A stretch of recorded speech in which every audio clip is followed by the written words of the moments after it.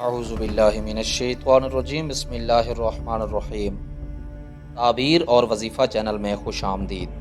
محترم سامعین، آج کی اس ویڈیو کی وساطت سے ہم آپ کے ساتھ مختلف اسلامی بھائی اور مختلف اسلامی بہنوں کے خوابوں کی تعبیر بیان کر رہے ہیں، جس میں کچھ اسلامی بھائی اور بہنوں نے خواب میں چربی کھانے کے حوالے سے مکمل اسلامک تعبیر پوچھی ہے، جبکہ کچھ اسلامی بھائی اور بہنوں نے خواب میں بے ہوشی کے حوالے سے مکمل اسلامک تعبیر پوچھی ہے۔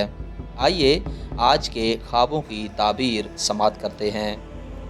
حضرت ابن سیرین رحمۃ اللہ تعالیٰ علیہ فرماتے ہیں، اگر کوئی شخص خواب میں دیکھے کہ چربی کھاتا ہے تو اس سے دلیل ہے کہ خیر اور نعمت اور فراخی پائے گا، اور اگر دیکھے کہ اس کے پاس بکری کی چربی ہے اور اسے کھاتا ہے تو اس کی تعبیر یہ ہے کہ اسی قدر مال حلال پائے گا۔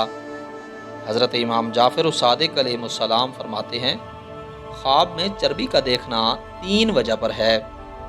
پہلی وجہ نعمت، اور دوسری وجہ فراخی، اور تیسری وجہ رکے ہوئے کاموں کی کشائش اور فراخی ہے۔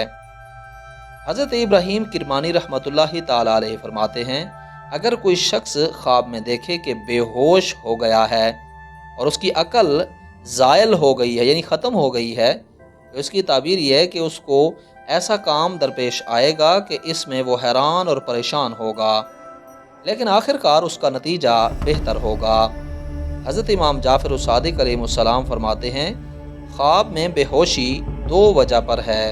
پہلی وجہ کاموں میں دشواری، اور دوسری وجہ حیرانی اور پریشانی، عاجزی اور لاچاری ہے۔ محترم سامعین، آپ نے آج کے اس ویڈیو کی وساطت سے خواب میں چربی اور بے ہوشی دیکھنے سے متعلق مکمل اسلامک تعبیر سماعت کی ہے۔